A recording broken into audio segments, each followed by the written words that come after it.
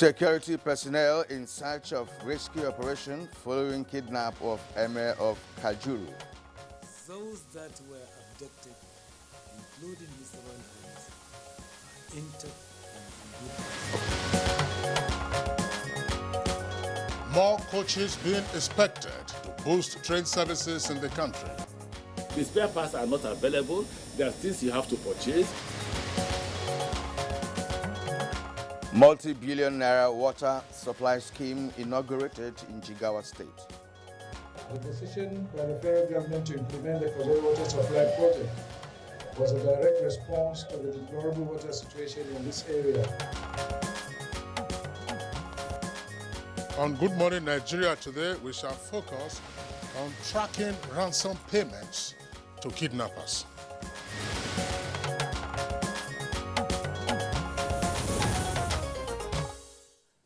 When kidnapping for ransom gained prominence in Nigeria, it was believed to have been perpetrated by unemployed youths who saw it as an avenue to get rich quick by demanding huge ransom from the families and friends of the abductees.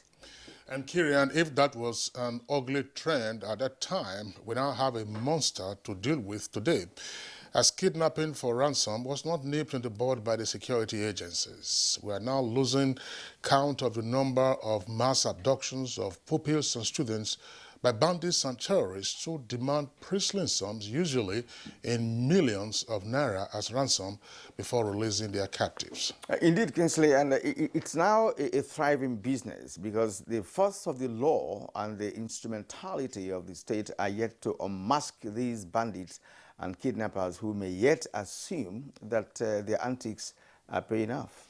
Exactly, Kiria. Now, available data from a Lagos-based intelligence outfit, SB Morgan, indicates that a conservative $18 million, which by conversion is around about 7 billion naira, was paid to kidnappers in the country between January 2016 and March 2020.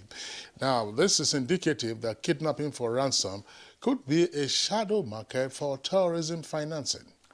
Yes, indeed, and beyond demanding princely sums as ransom, the bandits and kidnappers of late have progressed to making additional requests for motorcycles, as witnessed in the case of the students who were kidnapped from Greenfield University, a private ivory tower in Kaduna State in April this year. Well, of course, lately, as well as the demanding of bags of rice, tomatoes, and other Absolutely. That's the ridiculous next step. That's because it's now common knowledge that the kidnappers, have added new items, because the one you mentioned, motorcycles, aid the movement of the bandits in the areas where they ply their infamous business of kidnapping. As you indicated, they have now, of course, made additional requests, particularly for the students who were kidnapped from the Bethel Baptist School in Kaduna. They're asking for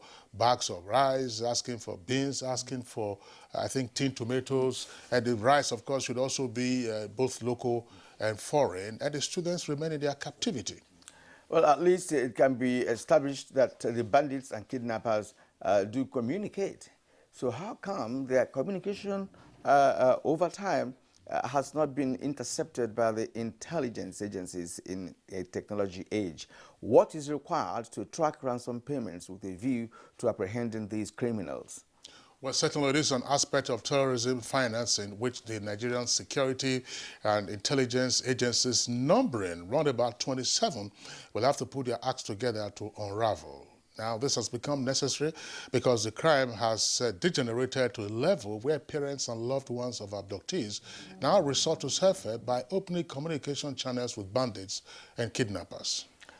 Now, the other day, someone mentioned a case where a family even sold their inheritance, that is the family house, just to raise ransom for a loved one who was abducted. But unfortunately, there have been cases where the bandits or kidnappers still go ahead to kill the abductees after ransom has been paid. Kirian, that's a very common thing these days. The parents and guardians of the students who were abducted from Greenfield University in Kaduna indicated that they had to dispose of their property in order to raise the funds demanded as ransom by the kidnappers. Now, other pertinent questions, of course, will be when will this vicious cycle come to an end? Now, what is the capacity of the law enforcement agencies, particularly the intelligence services, to address the challenge of terrorism and terrorism financing?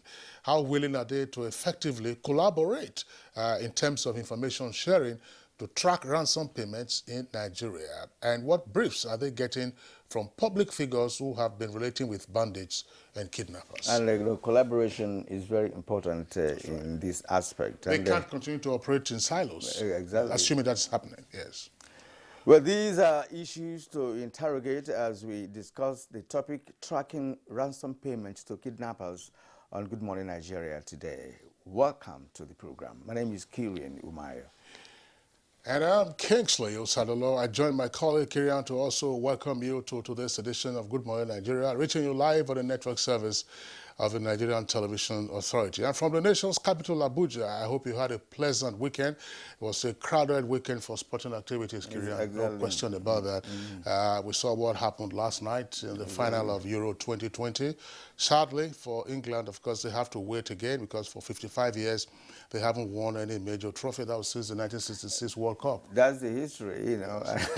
Yesterday, they were so lucky yesterday. Unlucky, yeah, unlucky to an extent, but the Italians were better. If England, if they have waited for 55 years, perhaps they could wait for another 45 years to make it a century before getting another trophy. You have something against England, do you? Nothing at all. I watched terrific soccer yesterday. Okay. The equalizer by Bonucci. Okay. Just showed that the Italians were resilient. And of course, yesterday we also saw the record equaling the triumph of Novak Djokovic as he won Wimbledon. That was his 20th Grand Slam title. That's history. That's history, of course. Roger Federer was the first to win 20.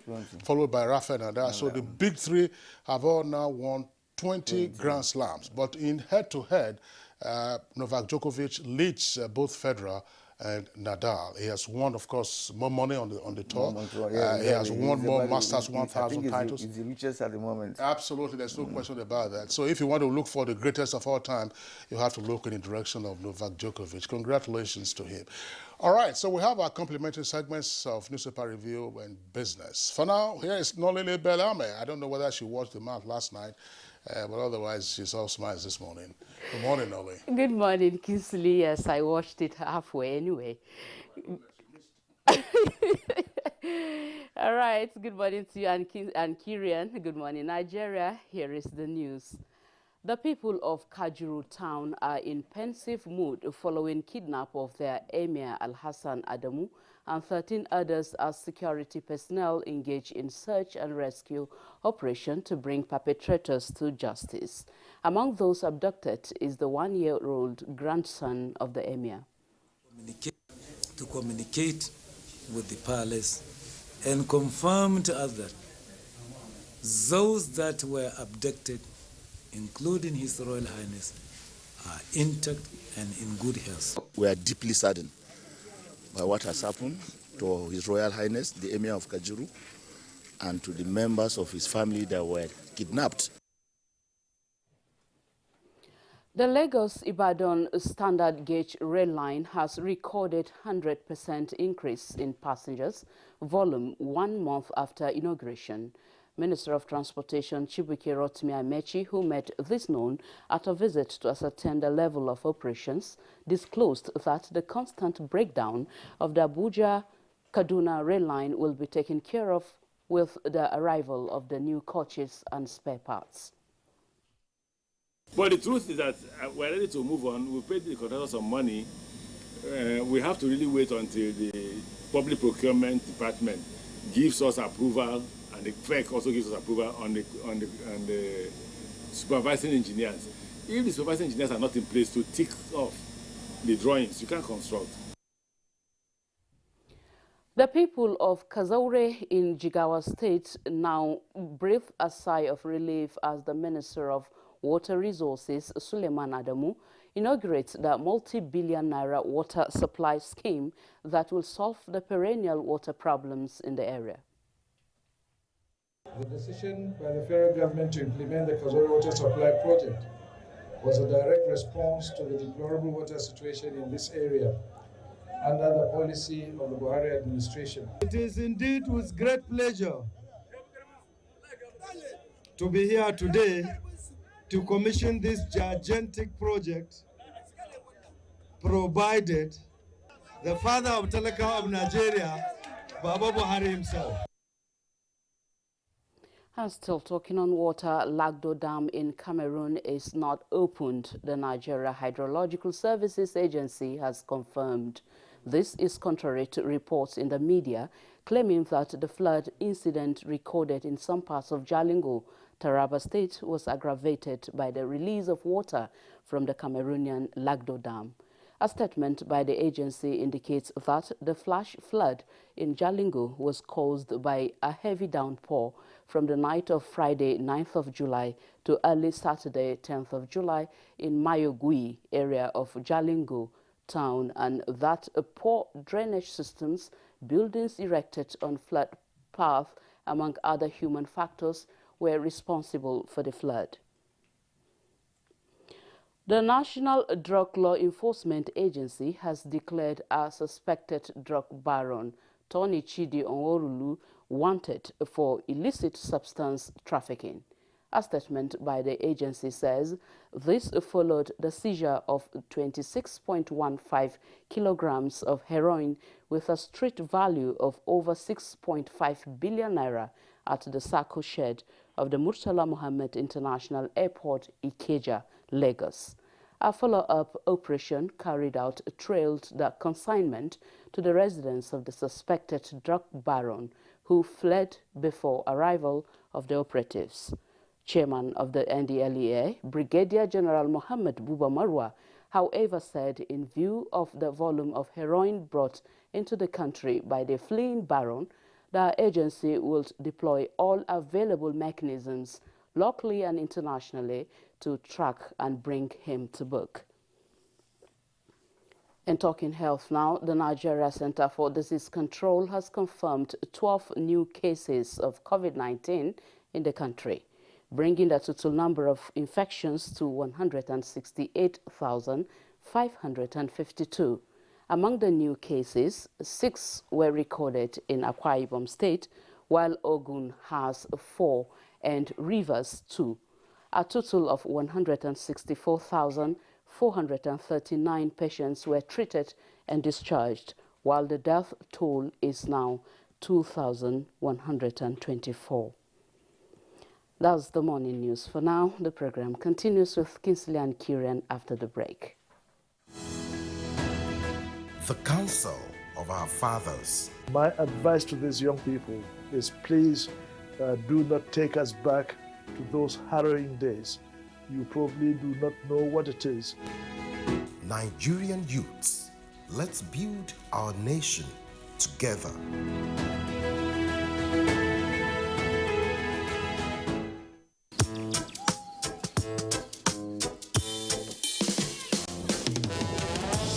Here today, gone tomorrow. 'Cause you volatile like the water, and you promise what you don't know. Sometimes it's right and then it's so wrong. Them go do like say them wise, will promise you the world. Brother, all now worship. Upon all of the open eye, I see no feel water, like you up the letter.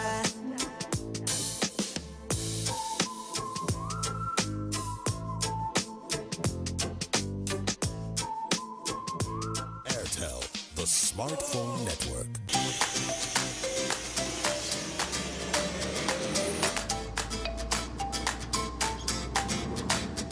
Trust the Center Fresh Liquid Food Gum to refresh your confidence instantly.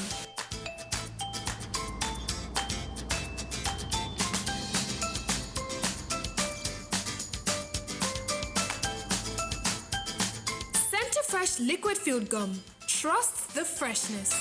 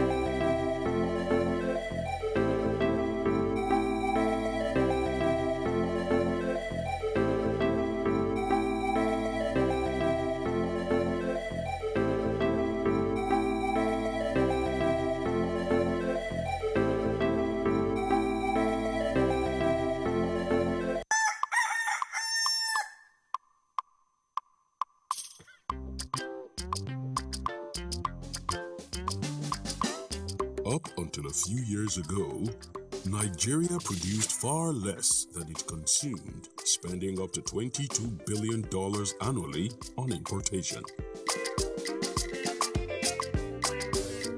Then came the import policy by the federal government. Now, to survive, the nation must learn to be self-sufficient. And so far, we are on the verge of achieving this through the intervention of the Central Bank of Nigeria and other stakeholders in support of local farmers and efforts of value chain entrepreneurs. Now, the goal of creating 10 million jobs in 5 years is gradually being actualized. Mission possible. Let's buy Nigerian to grow Nigeria.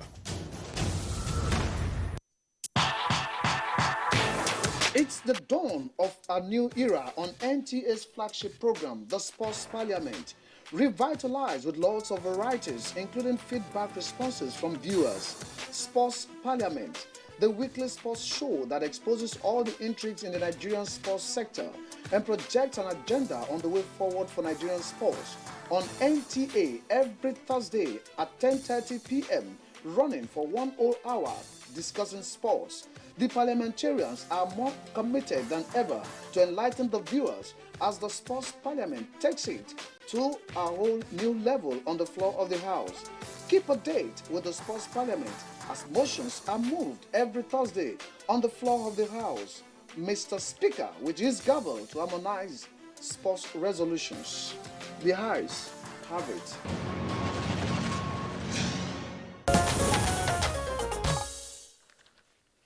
If you just joined us, you're watching Good Morning Nigeria on the network service of NTA. Up ahead is business news with Kunle Adeye.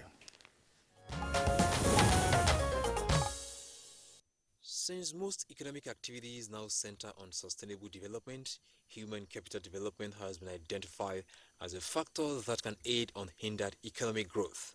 Education has therefore been pinpointed to play a major role in this regard, having been known for providing solutions to economic challenges by leveraging on experts' advice. An education consultant and development expert, Gideon Olarayu said education coordinates global affairs through different fields of endeavor. The world is governed around sustainable development, and there are 3 domains of sustainable development: economy, society, and environment. However, you cannot make or improve on either of the 3 without the power of education. Now, let me break that down. Education is just about human capital development. You need equipped and empowered citizens to function in environment.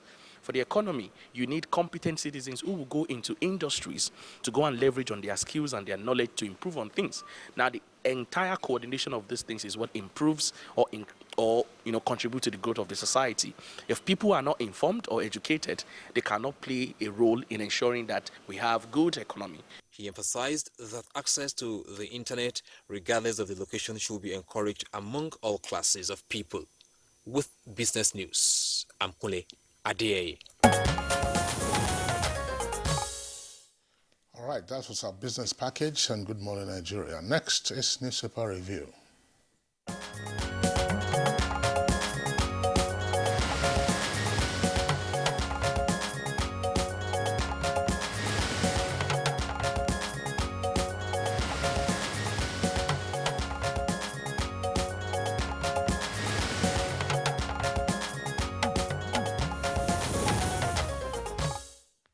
And here we have Bayo Ataibi, our newspaper reviewer. Bayo, good morning and welcome. Thank you, Graham. Good morning. Good morning, Kinsley. All right, Bayo, good to see you. Thank you. Good morning. I hope you had a decent and, of course, yes, restful I weekend. enjoyed watching football and finals of Wimbledon. So what were your takeaways? Well, I'm sorry, just before you start, so that you can moderate what you are saying, because Kyrian is a bit miserable this morning, so we're not trying to aggravate his agony. I think Italy deserved their win. Personally, I thought that England qualified from a dubious penalty, and football, the god of football, if there is any. No, that's a sentiment, because in football, luck, plays a lot of role, and of course the mistakes of referees also play, play a role in football. But what happened yesterday was not, it's a lucky game, penalties can go either way. Yes, that is true. If you're playing tic-tac and, Jungle Bonito, they call it in Brazil, that doesn't impress me, Yes. But what happened was that yesterday was just a bad day for England. It's as simple as that. And the luck went to the better side. But better, yeah, your better side. Yes. Your own better side. It's okay. It's lost and won already. So let's leave it. Let's leave it at that. Sir, 55 years struggle, back to square one. But that's, before we start, before you came, Kira and I were bantering, and I said, look, usually the commentators and analysts will be telling you since the triumph of 1966, England has not reached any other final until today. I mean, until yesterday. And then you have to ask yourself, just what has been happening? Italy that they played against, of course, their last Euro final was in 1968. But they won the World Cup in 1982 and also won the World Cup in 2006. I am particularly peeved about some of the commentators. I remember very vividly, there was a time Nigeria played a friendly with England, and J.J. Okocha took a free kick, and it went far over the bar. You know what the commentator said? He said, I wonder whether goalposts are that high in their country. And as luck would have it, Beckham came and took a free kick. It also went high over. I said, oh, he must have hit the ball on the wrong side of the foot. Oh, well, yeah, that's right. That's you know, I mean, the penalty you were referring to against Denmark in the semi-final, shortly after Kane struck the ball, and before the ball got into the net, the commentator had already indicated that, oh, Harry Kane! No, and then Kane again! These are English guys, so I mean, what do you think? What do you think? All right, let's begin with the Nation newspaper. Above the nameplate, court can't declare winner.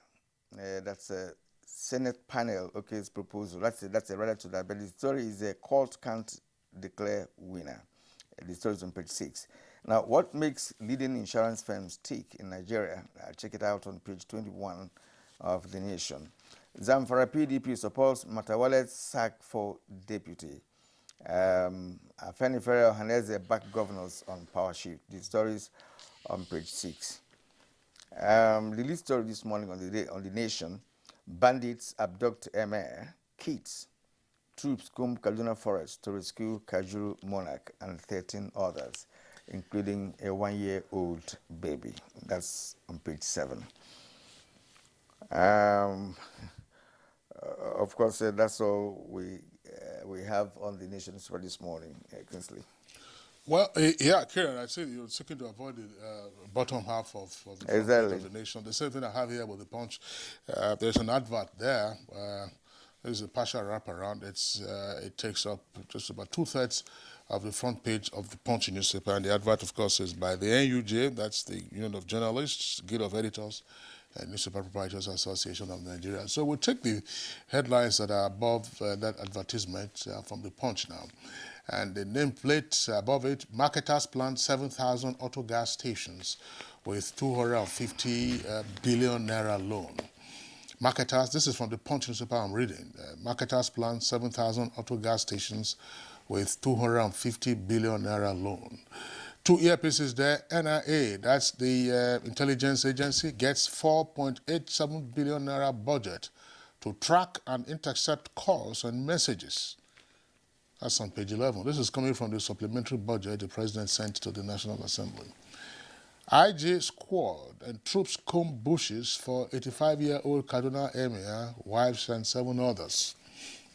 The lead story says, with the kicker, COVID-19 third wave, states run out of vaccine, 9,057 travelers disappear. With 2 riders, Kano exhausts 209,502 vaccine doses, increases surveillance at Aminu Kano Airport. Bed occupancy in Lagos isolation centers increased by 5% in 1 week. That's according to Governor Sanwo-Olu, of course, who is now kicking Lagos into new measures to curb the rise of the third wave in the state. Bayo. Thank you, Kingsley. Well, let's start with the story from Kaduna State. The bandits have raided Kajuru in Chuku local government area of Kaduna State. This was around 12:30 a.m. And the grandson of the Emir, Seidu Musa, has confirmed that his grandfather, the Emir of Kajuru, Al-Aji Al-Hassan Adamu, 85-year-old, was forcefully taken away with 12 other members of his family. This is the third abduction after the 121 better students from Kaduna State. There was another one at Sabuntesha, and this one, the third one. In Zamfara State, the provost of Zamfara College of Animal Science has also been adopted. The provost was residing within the government science secondary school, Bakura, where he had always been and was also a teacher there before his appointment. He was taken away and with one other person from his accommodation. And in Kebbi State, parents of the students of the Federal Government College, Yauri, who were kidnapped last month, have expressed concern that some of their daughters may have been married off to the bandits. Some parents claim that kidnappers have been sending footages showing their daughters were already married. And they also said that the kidnappers have called the parents of the girls, and they have often allowed the parents to speak with the girls. So far, 10 of the girls have spoken with their parents, and the parents are seriously worried about the status of their children. The issue of kidnapping has also become a matter of concern. President Muhammadu Buhari asked the military to give a crushing response to criminal bandits in a language the bandits understand. Reacting to the latest killings in Zamfara and Kaduna State, Garba Shehu says that the president has expressed sorrow over the loss of lives. He urged security agencies to do everything possible to prevent reoccurrence. He also condemned some politicians who are making utterances to seek applause. He asked them to join all in genuinely seeking efforts to find lasting solution. My sympathy in this instance goes with the people of Kaduna State, the families of those who have been adopted, and Governor Nasiru El-Rufai. The state appears to be targeted. From a report from Blueprint, listen to what Blueprint said. It says, as Kaduna government non-negotiation substitutes, bandits abduct 85-year-old Emir grandchildren aides. The same paper says that over 4 months after Kaduna State Governor ruled out negotiations with bandits and kidnappers for release of victims, the hoodlums struck again in Kajuru, as if they are rejoicing about the activities of the bandits. It even went on. There is even the politicians' outpost to it.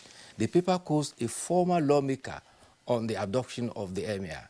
The bandits, the lawmaker says, the bandits operated freely for over 1 hour in my Kaduna State.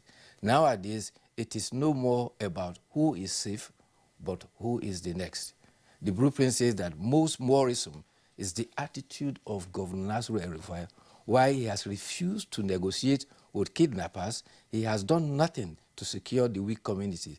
He has continued to provoke bandits through unguarded utterances. Can you imagine this? Criminals are being provoked because the governor has the duty to protect life and property and says he will not negotiate with criminals and he will put the machinery in place to make sure that they are crushed. Well, I mean, I'm short of words, you know, to even make contribution to this now, because kidnapping has become a daily occurrence, and of course they're doing it with some level of boldness and, you know, without recourse of any sort. I can't understand how the bandits operate on daily basis. It's even in some cases on broad daylight. In broad daylight, and nothing is happening. In terms of the governor of Kaduna State, of course he has taken a stance to say, look, I'm not going to give ransom because it encourages kidnapping in the first place.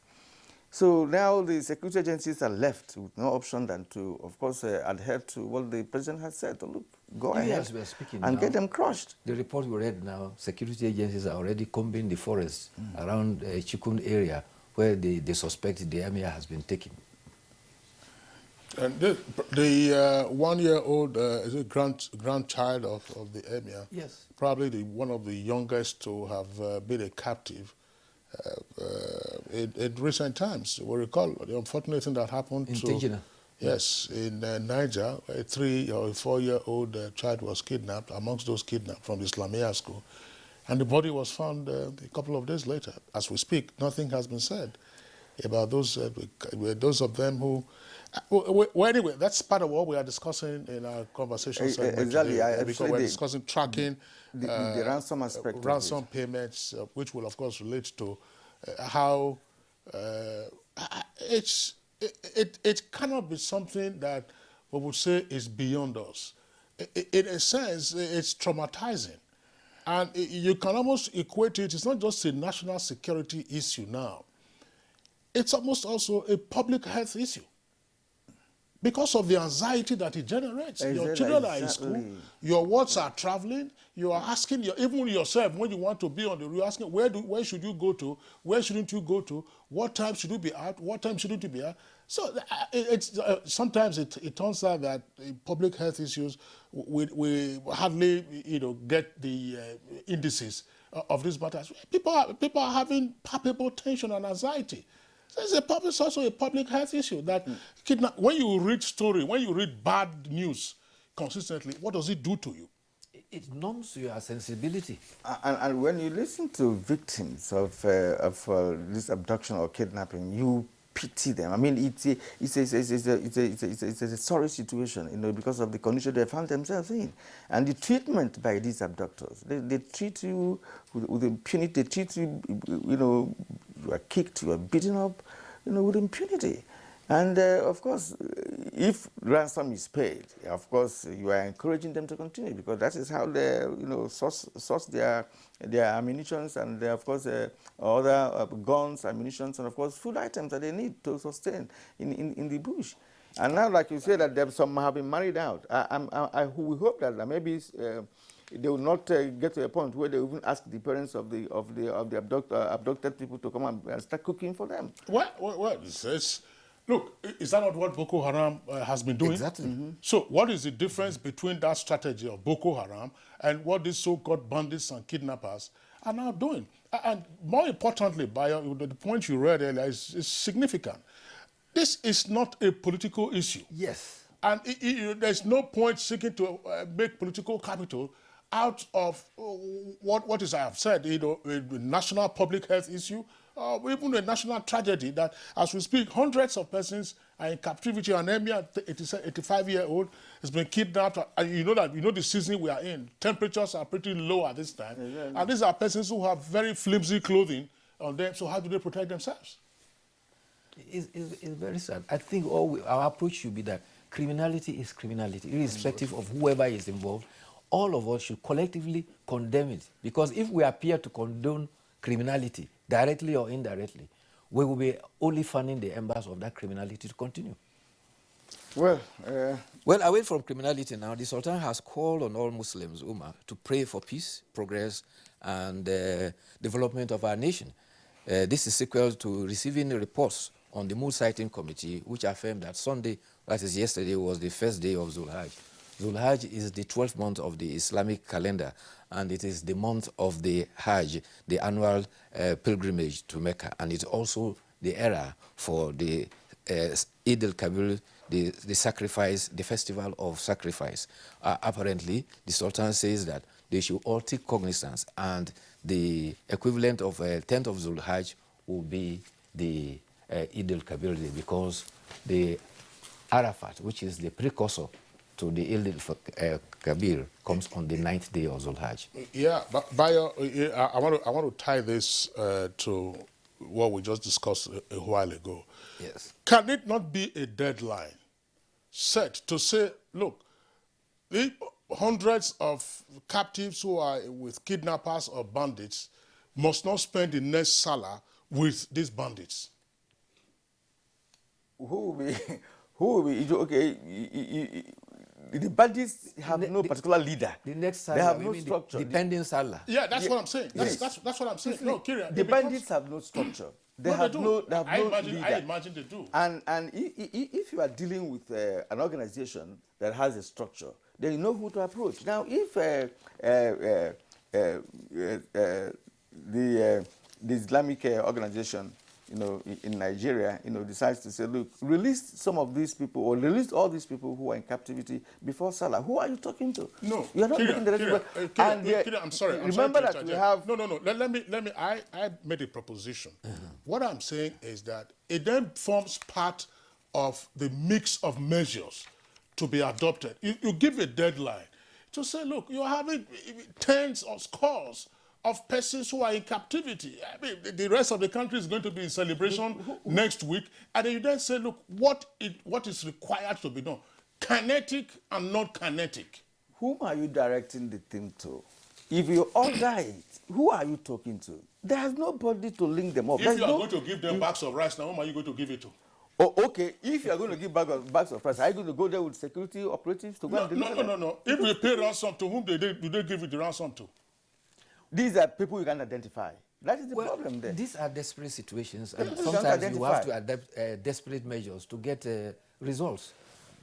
Well, anyway, I'm sure you forewarned us that we're going to eat into your time, but it's been very lively this morning. Kieran, we're told that we have exceeded our time delimited for this paper review. So we can thank Bayo, I believe. Exactly. You are still itching to say something. No. I know you haven't exhausted it. No, the thing is so touchy, Kingsley. I mean, it's a human angle issue, and of course, nobody prays to be a victim. And when you're a victim, it's entirely a different world for you altogether. That's right. Yeah. All right, Bayo Toyebe, we appreciate you being around. Thank you. See you again tomorrow. Thank you.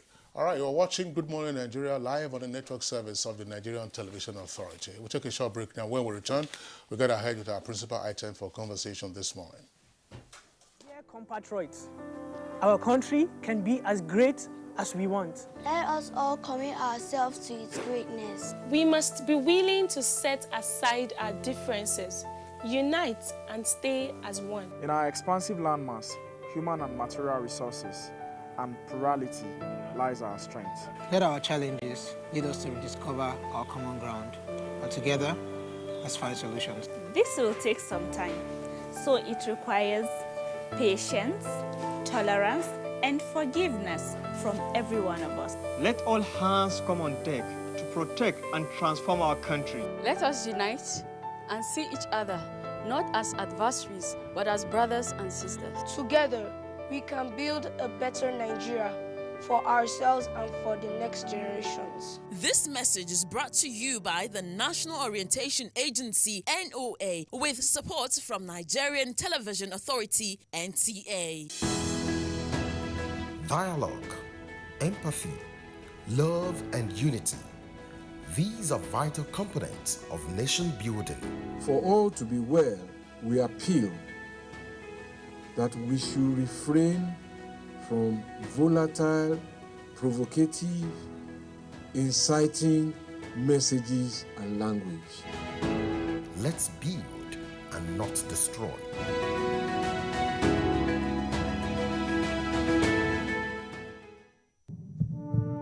It's scary, isn't it? Putting yourself out there, ignoring the voices telling you can't. Moments like these are when your fight or flight response kick in.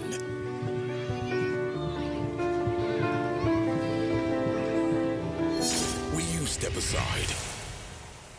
Or will you go for it?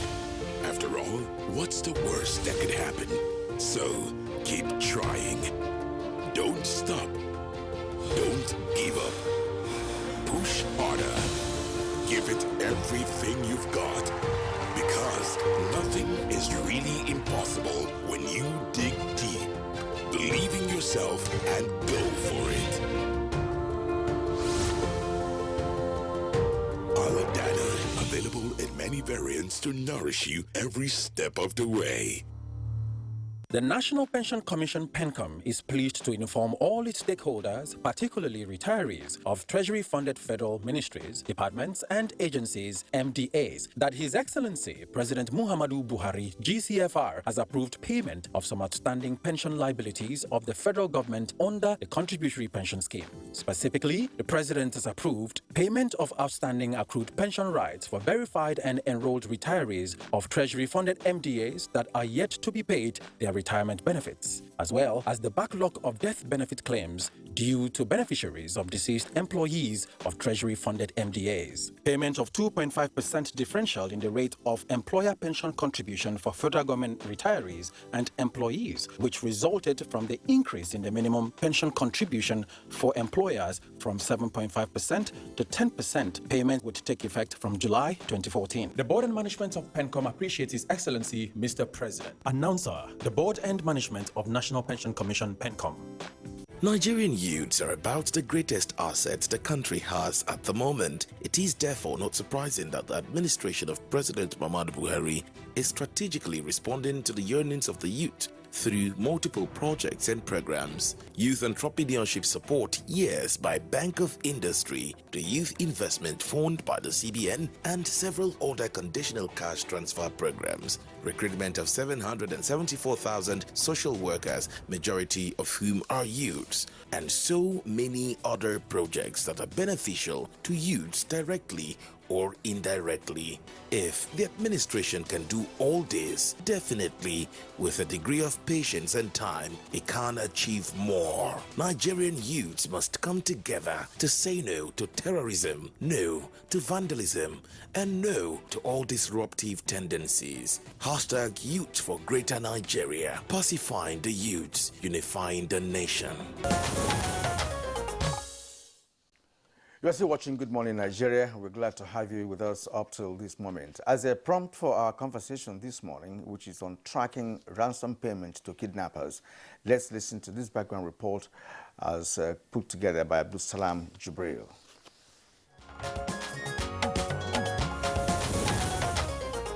The spate of insecurity in the country has reached alarming levels, with kidnappings and abductions in particular becoming almost a daily occurrence. Many Nigerians have become victims of the wave of kidnappings, and their families and loved ones have had to pay millions of naira as ransom for their freedom.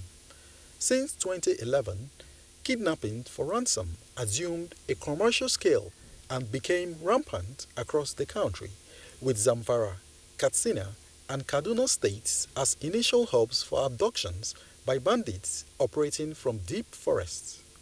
With time, the crime graduated to mass abductions of students from their schools, a worrisome dimension in the kidnap for ransom crisis that threatens the educational careers of young Nigerians.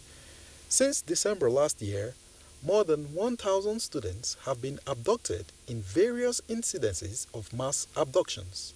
This year alone has seen more than 8 mass kidnappings of students.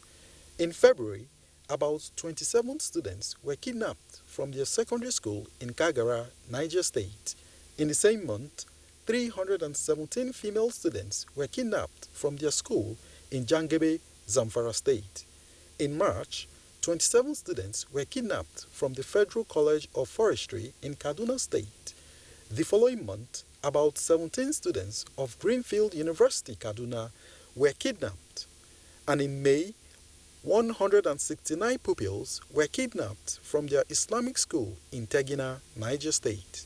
Last month, 8 students and some lecturers were kidnapped at Nuhu Bamali Polytechnic, Zaria, Kaduna State. 6 days later, 80 school children and 5 teachers were abducted at the Federal Government College, Breden Yauri, Kebbi State. And this July, 121 students have been kidnapped from Bethel Baptist High School in Kaduna State. While many of the initially kidnapped students regained freedom from their abductors, security experts maintain that their release is not unconnected to ransom payments. Reports also suggested that about 30 million naira was paid to recover the Kankara schoolboys from their captors. Meanwhile, the families of the abducted students of Nuhu Bamali Polytechnic claimed they paid a cumulative ransom of 10 million naira to secure the release of their loved ones. In the same vein, parents of the Greenfield University students said they paid about 180 million naira ransom and 8 motorbikes to secure the release of their children. And lately, the abductors of the Baptist students have reportedly demanded for food items, including 30 bags of rice, 20 bags of beans and 10 kegs of palm oil to feed their captives. The big question is, why is it difficult to track ransom payments in a technological age? Guests on the program will give their perspectives in a moment.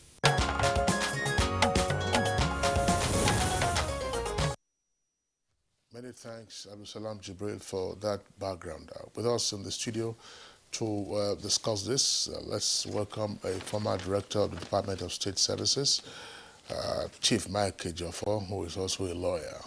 Mike Ejiofor, delighted to have you this morning. Thank you for having me. Good morning, Nigerians.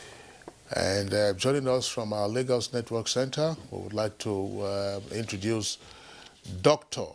Bala Hassan.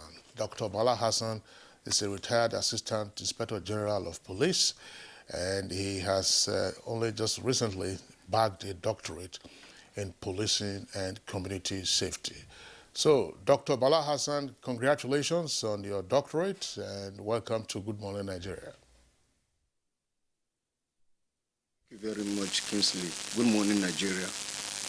Well, gentlemen, you're welcome to the program. And may I also congratulate Dr. Bala Hassan for his PhD. Well, gentlemen, we have a very important issue on our hands this morning. Kidnapping in Nigeria is no longer news. It's now becoming a daily occurrence in some parts of the country, especially in the northwest part of the country. And of course, we know that the reason for kidnapping is that some group of persons who have decided to, of course, live in the forest have adopted a criminal ideology of kidnapping, abducting persons, especially students from different schools in the country. And of course, the reason behind kidnapping is ransom. And our concern this morning is on how to track ransom payments to these kidnappers, because individuals are involved in the payment of ransom. A group of persons are also involved in payment of ransom. And our question is, in a technological age that we are today, why is it so difficult to track this ransom payment? And let's begin with our guest here in the Abuja studio, Michael Ejiofor. Yeah, honestly speaking, it's very, very worrisome that the spate of kidnapping and ransom payment is on the increase, especially in the north central, Kaduna, Zamfara, Katsina, and the rest of them. It's really disturbing. And I think the earlier government takes sorry. All right, we will let's give Mike some moment, sorry, to sort out that. Why he does that, let's go over to Dr. Bala Hassan in our Lagos Network Center. Dr. Bala Hassan, you listened to the preface to the question by my colleague Kirian. Let's have your take on this. I mean, it is not just in the northwest part of the country, but indeed elsewhere. Benin Auchi Road is a daily nightmare for travelers. Just what is happening? Huge sums of money are being paid out, and nobody seems to have a trace of it. Well, good morning once more, Nigerians. The issue of kidnapping in Nigeria has been on since 2007, 2008. But at that time, the targets of the kidnappers mainly were expatriates. I recall when I was a commissioner of police in Rivers in 2008, mainly the target were expatriates. After that phase, expatriates sagas died down. They went to bank managers, oil company workers, and now the level to which they have reached, they could even kidnap middle-level people, even to the poor people, hijacking vehicles on transit from one state to the other. But the important thing is to make sure that people don't shy away from committing crime when there is certainty of arrest, certainty of prosecution and punishment. But how do you arrest these people and bring them to justice? In those days, we know as members of Nigerian police then on the field, we had to devise means, our own means of seeing that these kidnappers were brought to justice. But that time ransom was 500,000 to 1 million, not much money per se. But knowing that the concern the Nigerian police had then, the command had to liaise with some young Nigerians, talented Nigerians who were computer literate, who we are told they have gone to South Africa for training, and we have to put them on our payroll to be using them to track this money, you know, using the GPS system to... there was what I will simply called B method. B is after Bala. I thought I invented it, but I'm sure it's not a new invention per se. But because there are no other way to solve this problem, we have to sit down and put our thinking cap and devise a means of how do we track these kidnappers. What we did then was we have to give, I will give you a general order, no specific one, because as we are listening to this, even the kidnappers are listening. So the more you talk about the way to get them, okay, they will think ahead of what you are doing. But on a general note, what was done that time was, if you ask for $500,000 naira, we'll get $500,000 naira, get some chips, get some beautiful bags, put this money inside these beautiful bags, like school bags that are very irresistible. Put the chips inside the school bag, put the ransom, tell the parents to deliver these things to the kidnappers. They will naturally take the money, but the bags, because they are irresistible, they will give it to their children to use them for school. So, but the civilians counterpart that will employ them will use the computer to track these bags. When these bags are tracked, whoever has that bag with the chip will be tracked, they will see the bag. When this thing is recovered, definitely whoever has that thing must tell us where the ransom is. These are the methods we use then to help ourselves in tracking kidnappers in those days. But now the kidnapping has become so complex that you are talking of putting 200 million, 50 million, you know. So you have the security operators have to find a way, which I know they are. They may not come up to say this is how they do it. But in the very rudimental level, this is what we use when our CP Rivers Command 13 years ago to see how we could, in our own way, get the kidnappers arrested and brought to book. If what you explained to us was deployed 13 years ago, then it has to be improved upon. It must have improved upon, right? You know, and of course, as he rightly pointed out, that we are not going to be giving the information about what the security agencies are doing about it. But our concern, as we said earlier, is to discuss issues surrounding the possibility of tracking these monies. Jeff, will come back again. Yeah, you see, I completely agree with him because, you see, tracking is a professional issue. And you recall in 2016 or thereabout, when the central bank governor's wife was kidnapped, the money that was used in payment was tracked, which led to the arrest of the culprits, even as far back as not here. Whereas the incident was happened in Delta State. So that's to tell you how far we've gone. But you see, the problem we're having now is that, like he said, when you are developing strategies, the criminals too are also developing their own strategy. I can tell you that some of them making calls now, earlier they use their phones, which could easily be tracked. But now what they do is use the victim's phone and away from where the victims are kept, just as a deception. You know, so, but on the payment of ransom, I think it's something very serious government has to look into to see that, you see, it's like a very big problem. You must make sure the victims are safe, and you will not also jeopardize their life. People say don't pay ransom, or now they say pay ransom. Some negotiate.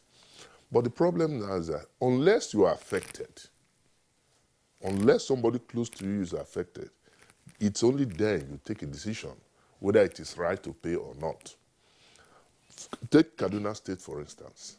The governor of Kaduna State initially started paying After some time, he said, no more payment of ransom, up to the point he was making open speeches, public speeches, that he was not going to pay ransom, enrolled his son in a public school, only for him, after the public show, to have withdrawn the child now. So what does it tell you?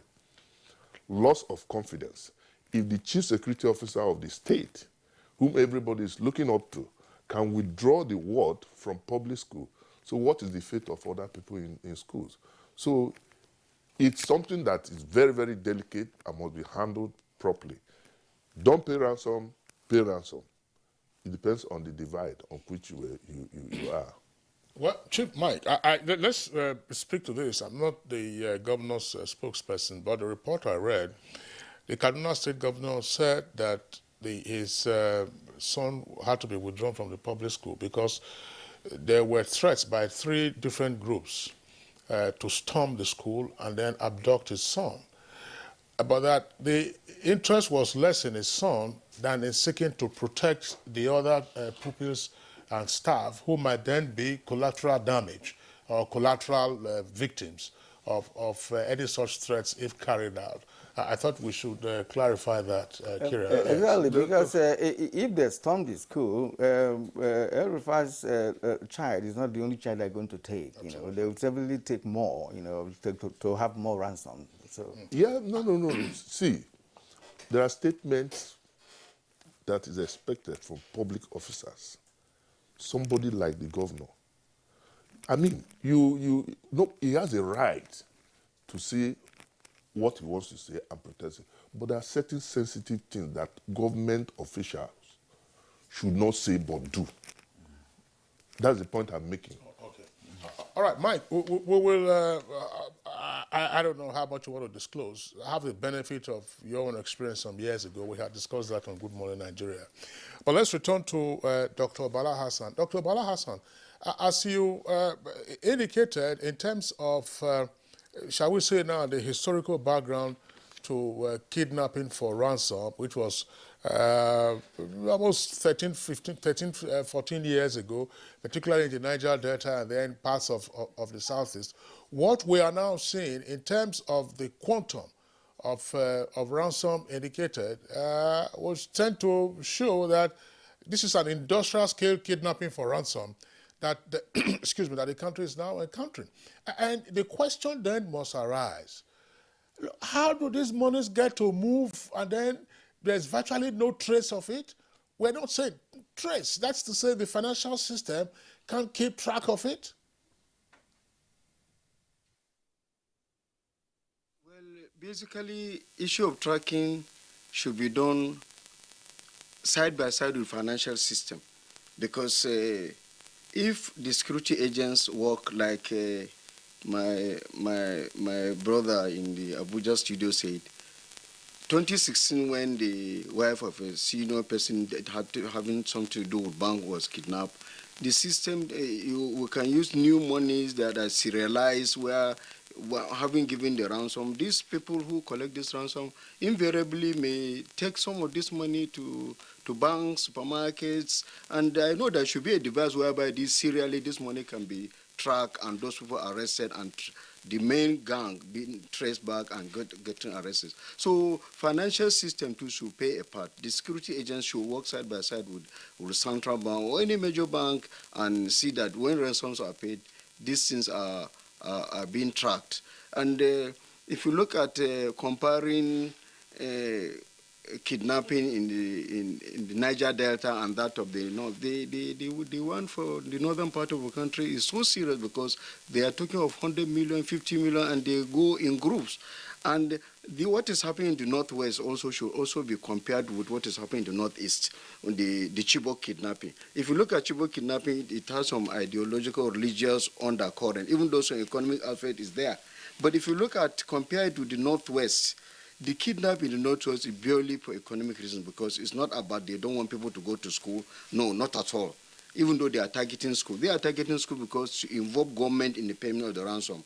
And as earlier said, the more you pay, the more they see that this is paying them, and the more they attack schools and get money. Why they attack the schools is to involve the government, because individual parents have no money to pay. But if you attack a secondary school, the government may have to come in and you pay them 100 million, it boosts their morale and they go for more. So if you look at it this way, one may say that not paying ransom may be the end of this. But then if you say you don't pay ransom, the security men have to up their game now. The government must give them enough facilities, enough money, enough equipment. This equipment we are talking about, they have been used in U.S. in the past 20 years. It's not new to U.S. They call it track park system. They've been using it to track stolen money. And they are so discreet, you can use it when they steal money. They will show you the location where the money is. It will activate a system whereby police could go there to the nearest location where the money is. It can lead you to the house, to the room, and to the corner where the money is, where you go and recover.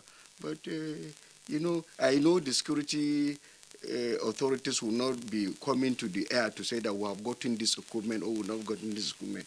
But my advice, where they don't have such equipment, the government should we are talking of $20,000, $30,000. How much will $30,000? It's not more than 10, 15 million to get all these things and get them. Each command, each security outfit in Nigeria should have all these things so as to monitor how these monies are being tracked from one location to the other. If this is done, we'll be able to arrest these criminals. And when we arrest them, we take them to where they belong, to the correctional centers. And the moment we do that, other people know that crime does not pay. They will not resort to crime. Otherwise, if you leave it open sesame, any person can say that, okay, instead of, let me go into this kidnapping. If you know that if you do it, nothing happens to you, you can get more and more and more.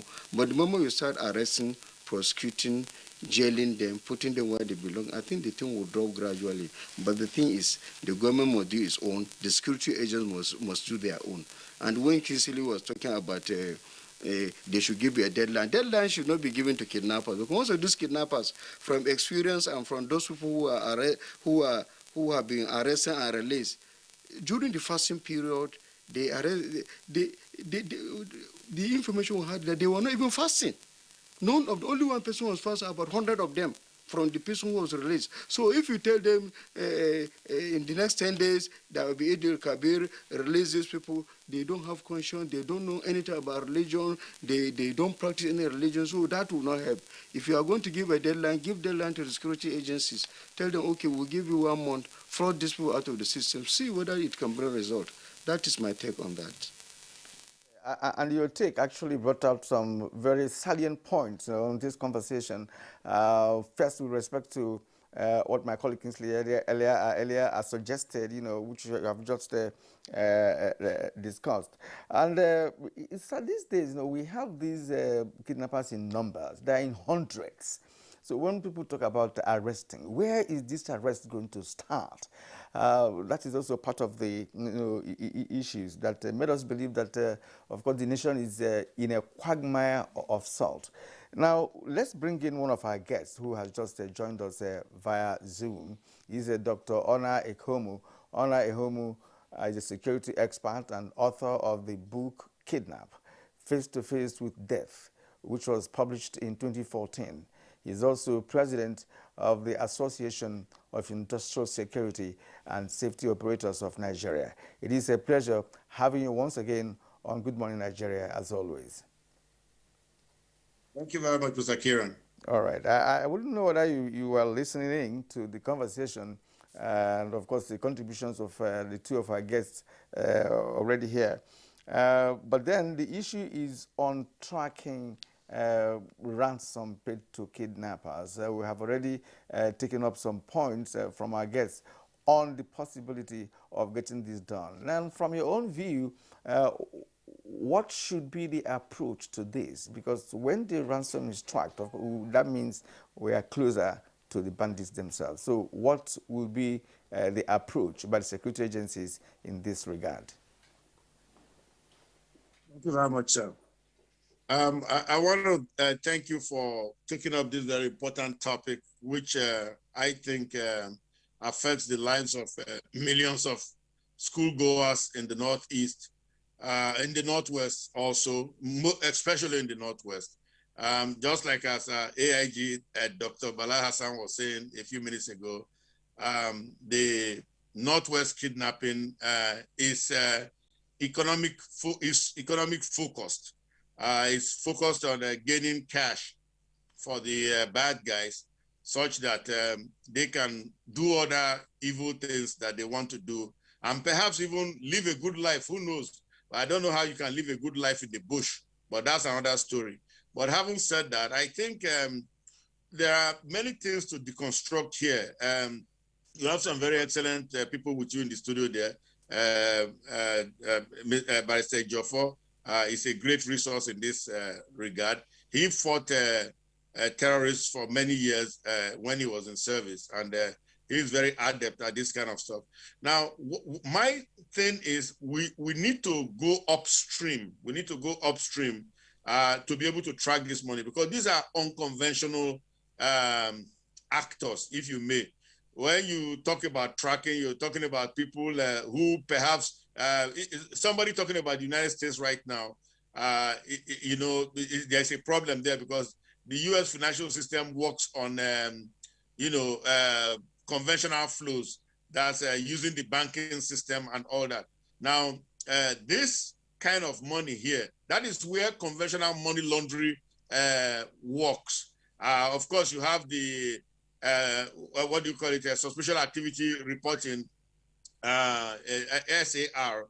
So you can pick up on certain deposits that, are unusual. And the threshold in the US is, it's $10,000. You make a deposit, one kobo over $10,000 is reported to the Internal Revenue Service. Now, if a criminal activity has been suspected, there are ways to use the banking system to track. So I'm saying in that system, it's a little more conventional, and you can track using various mechanisms, some of which have been described today. Now, here in Nigeria, we have a different problem, because what we know is that these guys are in the bush. They move their cash to their barons somewhere, to their ogas somewhere. There are agents, obviously. They move on motorbikes. They move across the borders. They move within the borders. So, we need a different kind of architecture to track these kinds of criminals, not what we think. So what do I mean by upstream tracking? Now, the government has a role to play here. I suspect when we talk about tracking, we mean that the government wants to arrest and prosecute these bad guys, as it were. So when kids are kidnapped, the government should really be the one now saying, okay, after doing the normal haggling and everything, the government, through undercover means, should liaise with the families and say, listen, if you want, okay, let me not get into that. So liaise with the families, so that when the ransom payment is being made, particularly these kinds of mass kidnaps we have in the Northwest, when the ransom payments are being made, then you insert different satellite-based tracking equipment. They are so miniature that these idiots will never know that these things are in there. And as the money is moving, you can, in real time, be tracking it on your laptop or on some kind of a computer device. It's there. It's available. I think Dr. Bala just mentioned something like that now. You can track it. Now, there must be a partnership between the government and the people in this case. Now, a situation where a governor says to people, don't pay ransom, let the bandits kill your kids. That is really callous, and what do you call it? They are not taking the emotions that are involved in this case into consideration. So what you do what a government does. You take care of your people. Go back to your constitution. It's there, 1999, even as flawed as it is there.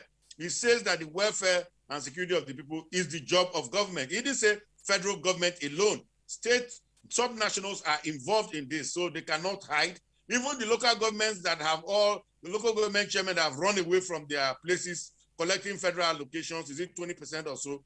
And they are in Abuja or in their state capitals, in Maiduguri, Meanwhile, they are governing Kukawa local government. How you can do that from the beginning, I don't know. But that's another story. So, you know, the problem here is we must get government involved, and the government must have a conscience and have, you know, care about citizens. So we do upstream tracking using tracking devices. Every payment, ransom payment you make, because we see that this thing is now an organized crime. The what do you call it? And I'm sure they are probably listening to this now. So which is why what makes it even dangerous. Some of them have TV even in the bush. So we have to be quick in our game and understand that there are lives at stake. There is a reputation of Nigeria at stake. There is cash at stake. Let's not kid ourselves and think that, oh, this is in isolation. Everything that happens here harms the image irreparably of this country. Just last week, the UNICEF came out and said 950 kids have been kidnapped from December to now. I mean, that's a shame on Nigeria. I'm ashamed, of this very useless performance by our country. Dr. Noah Homo, thank you, but fairly strong words there in wrapping up your introductory comments. We know that this is a serious national issue, which is the reason why we are focusing on it. And some views have earlier been expressed that, well, perhaps not all the bandits or kidnappers are necessarily Nigerians. Some are foreigners, which then raises the issue as to why foreigners are levying war against the country. Chief Michael Joffa, I want to come back to you. When we're talking about tracking ransom payment, what has turned out is that ransom these days is now both in cash and in kind. For kidnappers to be asking for the supply of motorbikes, and indeed they got those motorbikes supplied to them, and thereafter nothing appears to have happened, unless, of course, again, let us grant this, to say that the security agents then followed up and then, of course, took whatever actions were necessary. But after the request of motorbikes, we have seen the ridiculous request that was made again last week to say, bring 30 bags of rice. I think 20 of them foreign and 10 of them local. Bring kegs of groundnut oil and some other condiments, whether Maggi and so on and so forth. I'm sure the next day they'll be asking them to supply pure water and then asking them to bring cooks to come and be cooking. So this is part of what we're talking about. It's ransom, whether in cash or in kind. Are they not trackable? And if we say trackable, the issue is not simply to track and retrieve those ransoms that have been paid, but to say follow up so that these activities, which are criminal in nature, are then dealt with according to law. Well, tracking is good because it aids in investigation. But for me, as a person, tracking should not be even our priority. Our priority should be to prevent it from happening. But if it does happen, what do we do? Now, you've talked about these people. You see, they operate as if there's no law. There's complete breakdown of law and order in the country. You're asking of rice. Like you said, one day, they will ask for other things or establish their own government, the rate we're going. Now, what I believe we should do in preventing this from happening before we start talking of tracking is the president already has said that they will speak to in the language they understand. I think there was a statement issued by Sheikh Gaba yesterday that they will take the war to the bandits. Again, that will provoke these people to say, okay, you are challenging us. Then we'll go ahead and cause more havoc and damages. But what I believe in preventing this thing from happening is, luckily, the National Assembly has approved an extra budget for security agencies. So they should deploy this money to real-time technology, quality technology equipment that will help in preventing this from. There are drones. There are available drones at, you can't believe, very cheap prices, even from South Africa, from all these, that will not take us time. You get these drones, they monitor the way these people are moving, you prevent it from happening. they say prevention is better than cure. Let us not concentrate on tracking man, because tracking is part of investigation if the thing has happened before we now start talking about. The most important thing is that we should concentrate our efforts to prevent it from happening. And we can achieve this. Like Dr. Bala said, it's not everything. The security agencies will not come out to tell you what they are doing.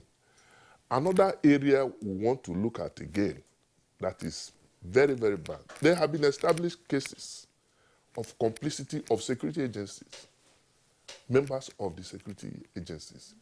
You recall what happened in Taraba, where they were doing a case. There are also established cases in Zafara, where the military personnel are involved in this. So they are not operating alone. What the security agencies need to do now is to look inwards and weed out the bad eggs.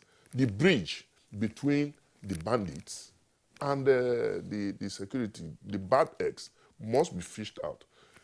I tell you that some of them are involved in the kidnap on authority.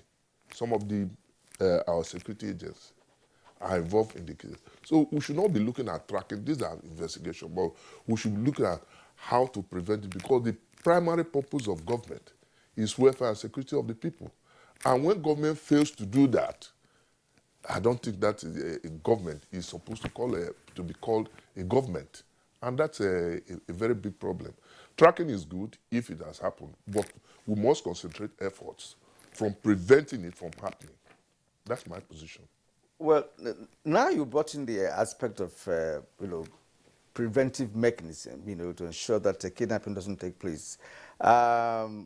Let's not go to that now. You know why? Because kidnapping has already eating into the fabric of the nation's security circle. As it is now, a lot of issues have been raised with respect to the issue of connivance with the bandits, those who are in authority. That's what they call now official kidnapping. When some persons who are supposed to be working for government decides to do otherwise.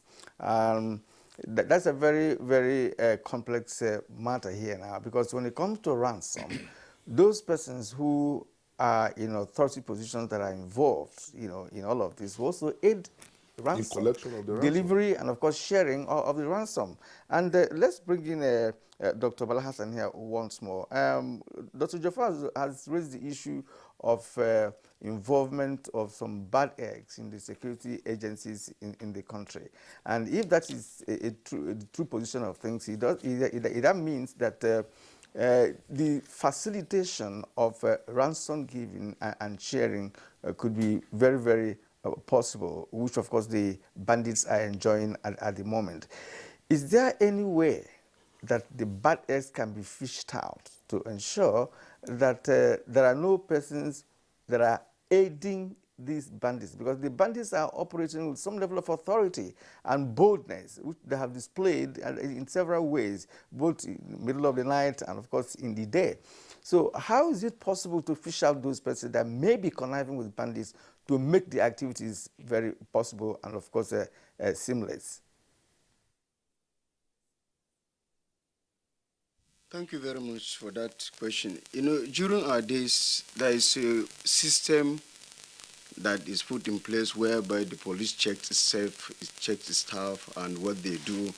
I remember 25, 26 years ago, I couldn't drive my car to the police headquarters because my commissioner of police was using the same car I was using. You understand me? These days, you see a junior officer using a Pajero, these are some of the ways police will check those who are living above their means. Because when you see a corporal, a sergeant using a very, very car of 20 million, 15 million, you need to start looking at how that person lives beyond his means. So if you start doing that, there are other ways of putting eye on your system, on your people, and see from their side investigating them. And definitely by that, you will be able to know that those who are giving the police a bad name and flush them out of the system. And we have cases whereby we have NCOs who have collaborated with, who have gone out of their way to collude with criminals. Police has a way of getting them arrested, put them on the room trial, dismissing them, and even charging them to court. But beyond that, we should look at, I think Mr. Kingsley mentioned kinetic and non-kinetic technique. And of course, the presidential spokesperson was talking about talking to the bandits in the language they understand. The kinetic means of tackling this problem is getting intelligence, using drones as profiled by Chief Ejiofor to locate where these bandits are. With good intelligence, they should carry the battle to them.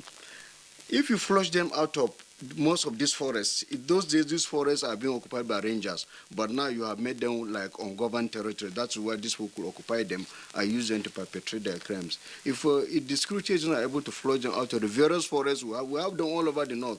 Like that Sambisa forest they are talking about is so big and massive.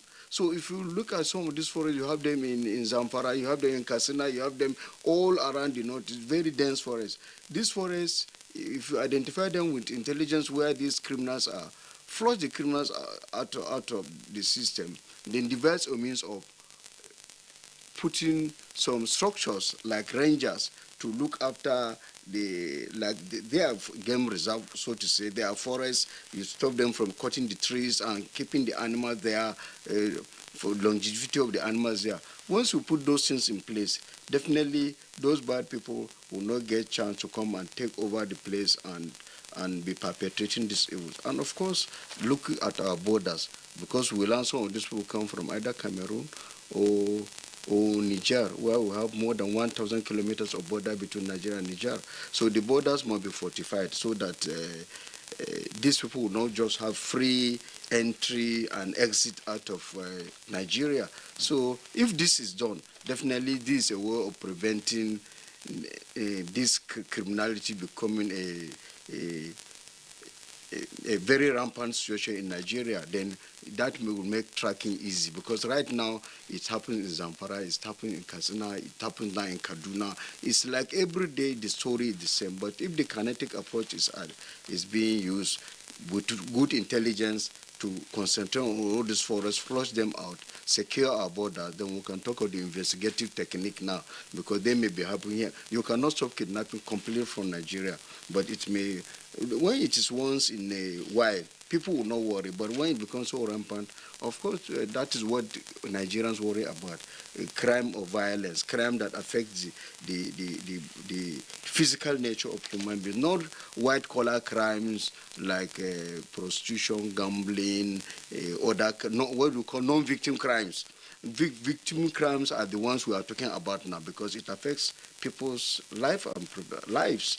But the other ones, if there are 100 prostitutes on the road, it doesn't affect Nigerians per se, although it's the moral of Nigerians affected. But physically, armed robbery, kidnapping, and other violent crimes, Nigerians should not allow it to lie low. So the government should get the security agents in their game to go out kinetically and attack these people, having gotten the right intelligence, flush them out of where they are. Then the non-kinetic approach can happen by using the National Orientation Agency to talk to youth about getting money easily. They need to work harder to get money. There is no way to become rich in life but only by going through the school system and acquiring degrees and getting job or doing something meaningful to get money instead of get rich quick. So this is my take on this. Thank you very much, Dr. Bala Hassan. I mean, the question of bad eggs in the security agencies colluding with criminals has been with us for several decades. Armed robbery looks almost now like a child's play, but when armed robbery was hot in the country, there were instances of security officers, who were caught in collusion with the armed robbers, and a few of them, of course, were tied to the stakes and then put to sleep. But I want to return to Dr. Ona Ehomo. Dr. Ona Ehomo, in terms of tracking ransom payment, I know that Chief Ejiofor had said, look, prevent. But we are faced with an epidemic of kidnapping for ransom, In this case, it's even mass kidnapping in different parts of the country, but more especially in the Northwest. Earlier, I talked about the fact that, look, motorcycles have been audaciously requested by these kidnappers, and they got those motorcycles. So you have ransom in kind and then ransom in cash. Is it difficult to track these payments or this ransom and then see those persons who are using them and then take them upstream, as you earlier suggested? That's one leg of it. The other leg of it could also be, look, I don't know. There was a report that came out some weeks ago about a local baker who said suddenly he started receiving huge orders from the kidnappers, and it turned out that his supplies were going to feed those who were in captivity by the kidnappers. I know you talked about the American financial system, and our economy here is also largely informal. But look, I imagine that at some point that baker will not be keeping the money under his mattress. He will be going to the bank, making some deposits for. Let's say, a penny depositor suddenly now becoming a dollar or a pound depositor. Shouldn't that also be a red flag? Are we getting enough from the financial services sector to indicate that, look, something is funny here, something is not just right here, so that the intelligence services can also take that up in this fight against mass abductions? Thank you very much, sir. I think what needs to happen here, again, we need to break down the question into parts. What needs to happen here? Let's take the last part of your question, financial services. I think we must set up realistic linkages between the financial services sector and law enforcement, such that, again, that's why I brought in those foreign examples, such that we can learn. It's called comparative analysis. We can learn from what's happening elsewhere. In the US, even if you, Kingsley, you go into a bank and you deposit $10,000, immediately you fill out what we call an SAR, Suspicious Activity Report, and they transmit it. They will ask you for your social security number. They must get your address. In fact, sometimes they might even refuse to collect that deposit from you. The reason being, if that deposit goes into your account and it's not reported to the feds, something is going to happen to you. You're going to be sanctioned heavily. So there is a formal mechanism in place for reporting going up. So there's constant reporting to the feds. And of course, they are tracking it. They have computers. So any report that comes in fact, the bank itself has security department that conducts those investigations. Once you are putting in so much money, the bank security department will come to you, and if they are not comfortable, they will tell you, take your money elsewhere. They will close you down. There's no sentiment about it. They don't say, oh, we want to meet monthly target or anything. They will close you down because you cannot meet monthly target with bad money. Now, so what I'm saying here is, in terms of the last part of your question, there must be a formalization. There must be a mechanism. There must be forms, and it must be set up formally such that any such deposits that are coming in, if you are making unusually large deposits, there is a follow-up on it. How did you get this cash? Which of your parents suddenly died and left millions and billions to you? Now, that is on that. But let's go to the more pedestrian one, the upstream one, where you talked about the rice and motorcycles and all. But that's what I was saying in my presentation earlier, that look, sir, it is much easier, even at the point of paying. Well, first of all, let me leave the actual part. Let me just quickly take that what this shows to you is that these kidnappers are in fact smart. They are not as they are smart. Let's just put it that way. They know that if they go to the market, just like the bread parable you gave just now.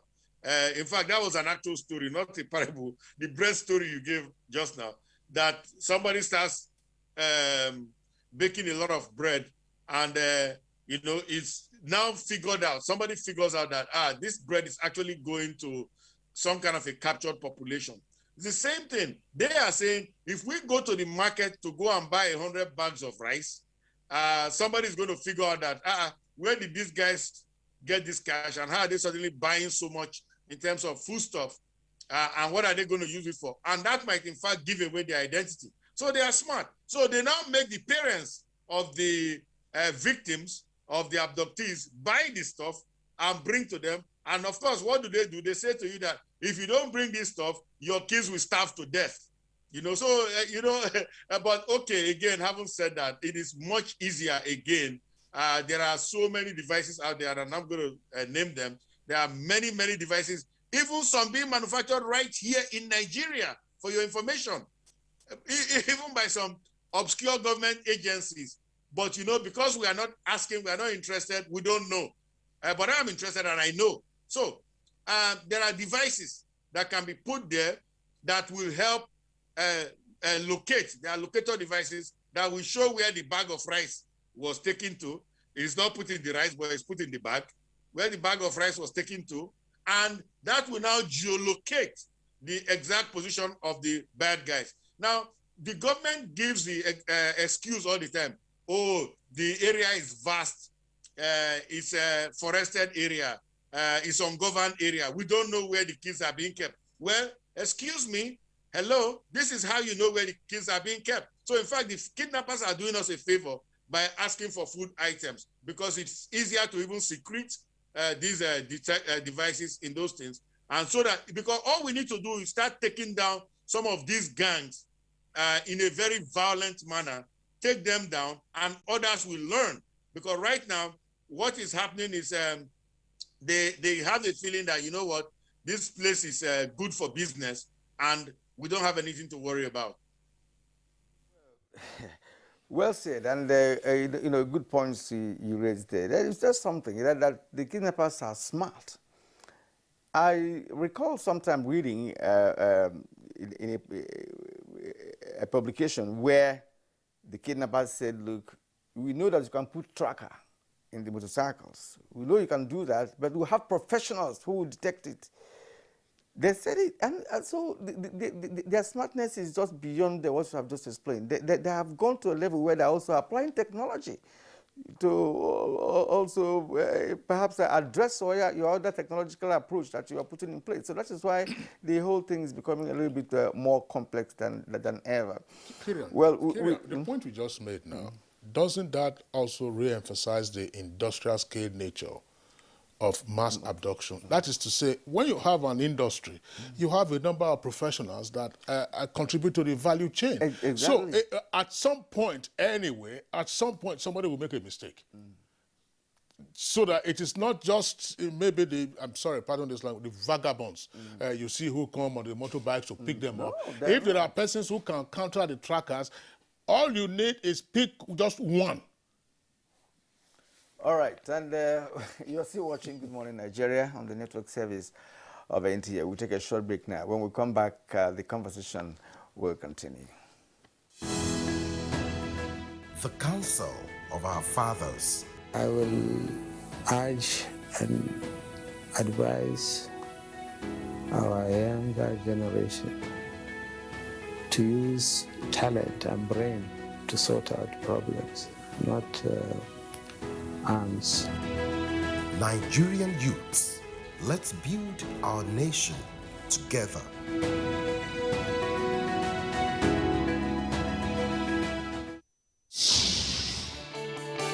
A new edition of TV Guide is out exclusively with Governor Simon Lalong of Plateau State. Since assuming office, our rescue administration has pursued the path of peace and reconciliation and restored confidence among people of different ethnic, religious, and political persuasions. Peace is back on the plateau. We are building world-class infrastructure in roads and opening up opportunities for innovation. The edition is a compendium of mind-blowing stories for your reading pleasure, ranging from entertainment, economy, sports, media, politics, family, and lots more. Pick up a copy and keep abreast with issues and trending features within our space. TV Guide.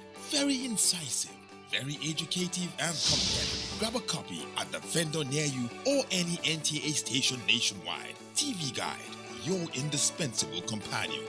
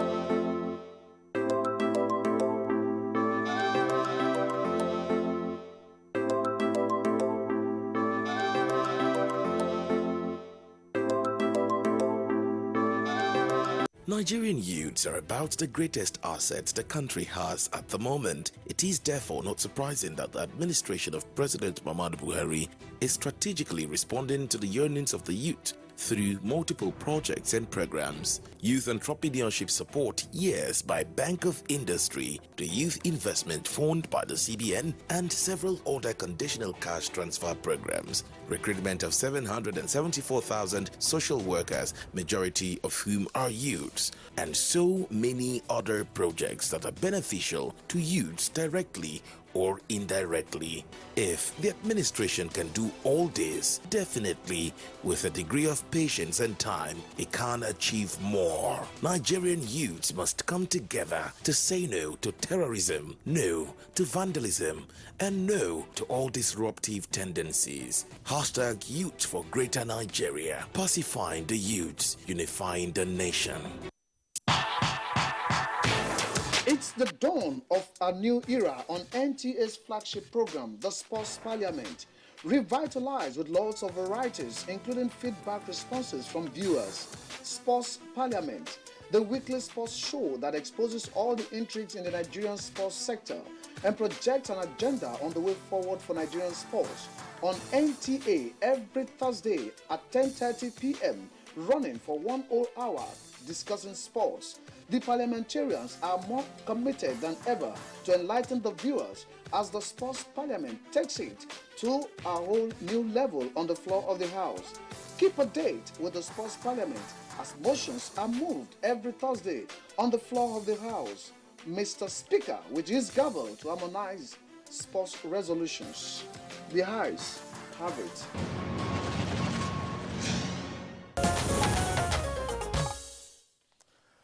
All right, you're still watching Good Morning Nigeria here on NTA Network Service. Our conversation, as you know, is centered on the issue of tracking ransom payments, which, of course, the bandits in Nigeria are living on for some years now. Let's turn to Dr. Bala Hassan. A number of points have been raised as to the possibility of tracking the ransom paid to kidnappers. And at home, we came up with the idea of government involvement, and we have had in the past where governors had to have a conversation with kidnappers and reach a certain agreement, but that did not stop kidnapping in those states. Is there any way government should get involved, directly involved with the kidnappers, either to stop them from continuing with that nefarious activity and, of course, reach an agreement whereby they could give in some level of amnesty and let them, eat their arms and face the reality of life? Is it possible for government to be directly involved in discussing with the bandits to see how we can stem down the tide of the spread of kidnapping in the country? Well, I think basically you don't negotiate based on position or disadvantage. I think the stance of the federal government in talking to the bandits in the way they understand, I'm supporting, because it is when you carry the battle to where they are and you put them in disadvantaged position, the issue of negotiation comes in. Because right now, it's like the bandits are holding all the aces. So it is when the security agents starts making it miserable for them to operate, because right now they are feeling comfortable where they are. They look at it as a comfort zone. So as suggested by other presenters in this program, discussants, they should use drones to monitor where these people are hiding, where they think is their comfort zone. Having used that, they use other technologies to locate where they are, then carry out simultaneous attacks, combine of all these identified forests, because sometimes if you attack them in Zamfara, by domino effect, they may move to Kaduna, and if you attack them in Kaduna, they may move to Katsina. I know the governors there are working jointly, all the governors affected. I remember when I was AIG in Sokoto, about 2013 there. But they held a meeting, all the governors affected, so that they will carry out a joint operation that will have paid off, because if you attack them on various fronts, definitely you may disorganize them. But where Zamfara is working, Katsina is lying low, by the time you attack them in Zamfara, there are likelihood that they will move to area that is safer to continue operating from there. So I would advocate for a joint exercise to see that they are put in a disadvantaged position. By the time you put in a disadvantaged position, it's easier for them to come and say, okay, let's see how we can rehabilitate you so that you can become good citizens, if at all they are Nigerians. But from the feelers we are getting, because of our porous nature of our borders, they are finding way to cross from our borders from Niger Republic and also Cameroon. So these are things that we should do. If we are to negotiate with them, we should put them in an advantage. That is a kinetic technique should be given primacy. That is a enemy-centric doctrine. By attacking them, carrying the battle to their end, so that weaken them. Then that way they are the people who will even beg for settlement of this issue, not the government to beg them now because they are getting more. They are having the advantage, 200 million, 300 million, and they are getting away with it. So by the time this kinetic doctrine is being applied on them, you weaken them. Then we have better platform for negotiation to settle this issue of kidnapping in Nigeria. But that doesn't stop there. When you do that, all those forests, which experts call ungoverned territory, we should govern them by putting people in place whereby they will monitor who are coming there to commit havoc. If you have rangers or other people, forestry guard and other, at least when there are unfamiliar people there, they are duty to inform the government. Hassan, I'm sorry, I'm tempted to stay with you just before we come back to Chief Ejiofor here with us in the Abuja studios. And this has to do with procurement of ICT facilities that can aid in policing, in tracking, ransom payment, and so on and so forth, even monitoring the movements of the bad guys. We're reading in one of our newspapers for review this morning, that was the Punch, about the approval of some 4-point-something billion naira for the NIA to purchase tracking equipment. And then, of course, the police, there was also a report yesterday that I think their own tracker had broken down. I'm just wondering, again, this is for purposes of public finance. Why would it take a supplementary budget in 2021 to provide for the purchase of such equipment? Isn't this supposed to be a must-have at all material times, rather than all of people seeing only assault rifles and belts of ammunition?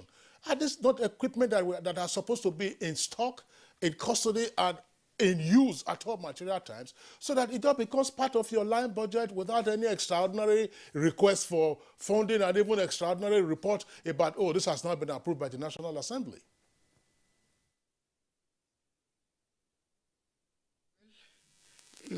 As earlier said, if you hold people to account, they will do what is proper. Because if you talk of kidnapping, is it the duty of the police? Is it the duty of the state security? Or is it the army?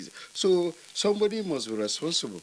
If you know, if you put it on my lap that it's either you do this or you are out, people will be allowed to their responsibilities. If they don't give you money for certain aspect, you demand for it. You tell them, because as far as I'm concerned, when something fails, it's on your lap.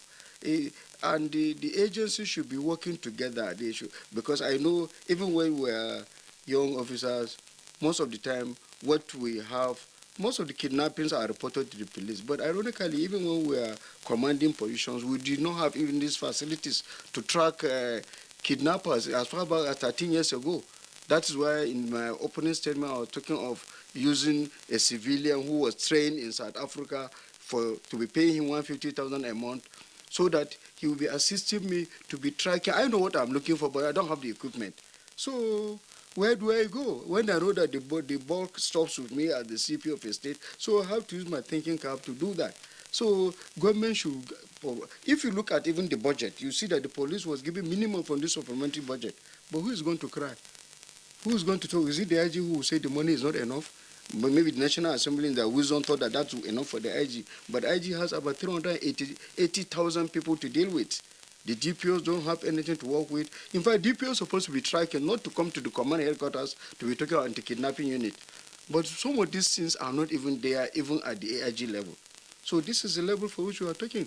So the National Assembly should look once more and see that the demand for police is much more than other services, because we are separate in every local government area of Nigeria. Every village has policemen to work, but the team to work with are not there. So it's not about giving NIA so amount of money. The police that the full show that do the major work should be given proper attention so that they can. We have some experienced police also who are good in this tracking. I know them very well. They are there in the system, but people do not give them the opportunity to come and show what they have. There are some who have retired. If police could look and say, okay, identify this AIG. Not myself, because me, I'm just on my own, but there are some people who have retired about 2-3 years ago who are very, very good in this area. Bring them their eggheads, put them together. How do you solve this problem? Then finance them. The National Assembly should give them more money to see how they can address this problem, but not alone, but in conjunction with other security services to see that this thing is brought to an end. But I hope this move by the National Assembly in making supplementary budget should be enough for them to see that at least Nigerians sleep with their eyes closed. But I'm pleading with the National Assembly to give more attention to the police to see that they deliver the goods. This is not just the budgeting, but again, the possibility of getting the money out when it is needed. And again, you have to also go through the procurement process, before the money gets to where it will be adequately deployed and utilized. Now to Chief Ejiofor, should there be a better collaboration between security agencies to see how best we can make use of what is available to security agencies in terms of equipment to be able to boost the tracking of ransom paid to these kidnappers? Yeah, very much. Like Dr. Bala said, I advocate a synergy between the agencies, because it's not just synergy between the agencies, they need to collaborate. But presently, there is trust deficit between the members of the public and the government on one side, and between the members of the public and security agencies on one side, and members of the public and government on one side. Like, we're in the service, I know that mostly when kidnaps like this happen, at the end of the day, you call the victims to debrief them. But now the members of even the victims themselves will tell, well, the government did not, or the police or the security agency did not help us while we paid ransom. So why do you want me to come and tell you what I did? Because it is the responsibility of government to provide all this, but they are doing it on their own. So there's a problem, but we shouldn't stop there. There's need for all the agencies to come together. Like Dr. Bala said, the state of funding for security is abysmal. And we can't not continue to say it every day. Today you get extra budgetary allocation. Why extra budgetary allocation? Why not budget when we know that priority is security? And that without security, there won't be any meaningful development. It's a major problem. We must prioritize security for us to move forward in this country. Otherwise, the situation will even get worse. Mike, thanks. Dr. Anayehomo, well, we're getting pressed for time now. I recall after one of those mass abduction incidents, we had you as a guest. Of course, you joined us from Lagos. And we're talking about the issue of debriefing. But of course, we didn't get into details. That's understandable. Now Mike has raised it, issue of debriefing.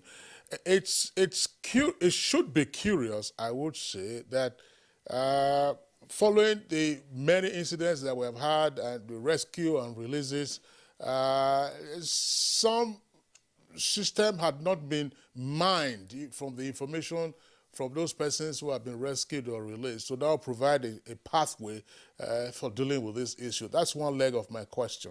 The other leg, which is financial, I just want to get so that you can compress your response.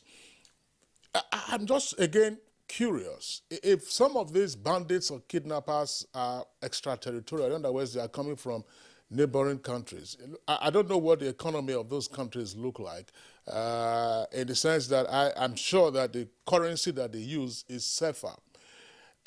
they probably don't take naira across the border. So are there bureau de change operators around these locations who are having to change naira much more frequently into CFA so that these persons are taking them out? Because I understand CFA in West Africa is different from CFA in central part of the continent. So that, again, I'm not an inter-expert, but I'm just saying, look, how do you track ransom payment? How do you get all of these things done? How do you debrief persons who have been rescued or who have been released so that we develop a profile of this horrendous epidemic that we're going through?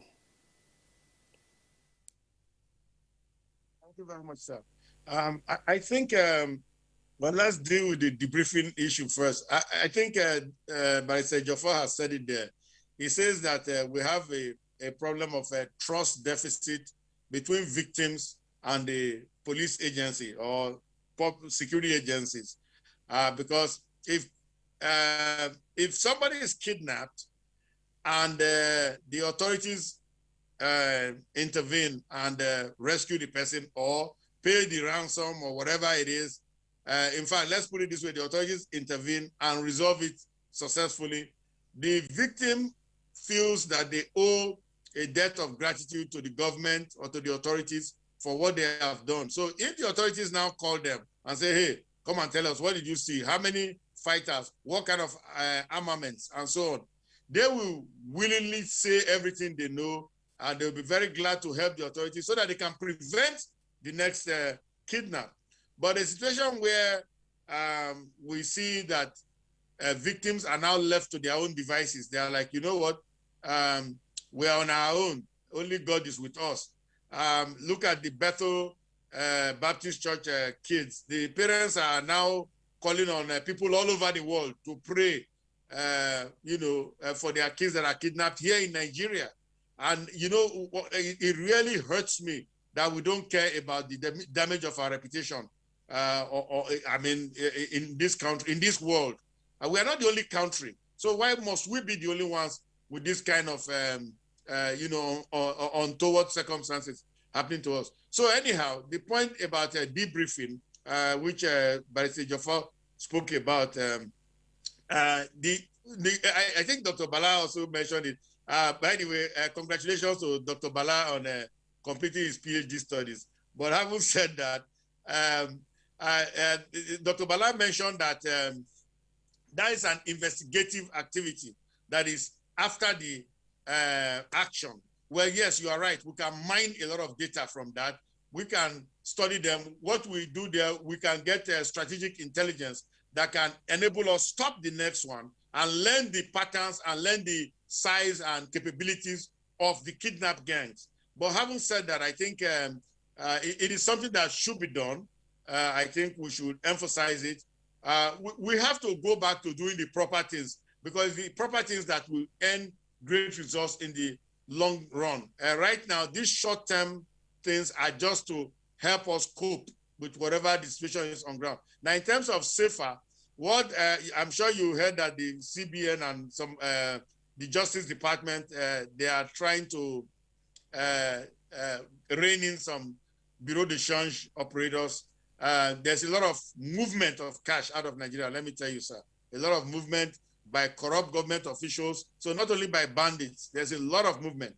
And what they do simply is they go to BDC operators, change it into dollars, and it's easy to move. So dollar can trounce the safer, whether it's Central African safer or West African safer. It can trounce the safer. And so they move it in that form. Now, even physical cash is moved through the bush. Now you have to look at my book, my Boko Haram book, chapter 5 of that, where I talked about how terrorist financing, and I already talked about all of this stuff in there. Now, physical cash is moved through the bush and at the border with agents, because they have agents. Look, the people you are seeing in the bush, those ones are just field soldiers or foot soldiers, if you may. Now, they have agents who do the transportation of cash. And then, of course, they have the babas, the barons, and what have you. So, and enablers. So it's an industry. You really said so. You said there's a value chain in there. So we really need to look at this as a highly organized crime, which needs to be taken down, very violently. I like the president's words when he says, let's speak to them the language they will understand. So let's speak that language.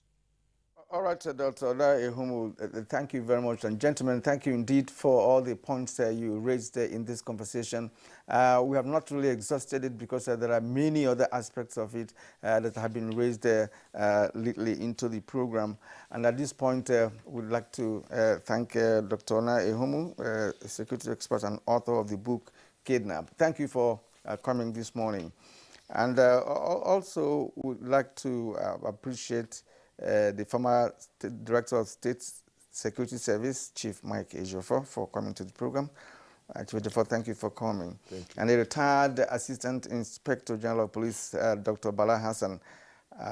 We also would like to appreciate you and once again congratulate you on your doctorate degree. All right, so that's it for Good Morning Nigeria today. Thanks for tuning in. Remember to join us again tomorrow, same time, 7 in the morning. Take care of yourself. I'm Kingsley Osadolo. And I'm Kieran Umar. Do have a wonderful day.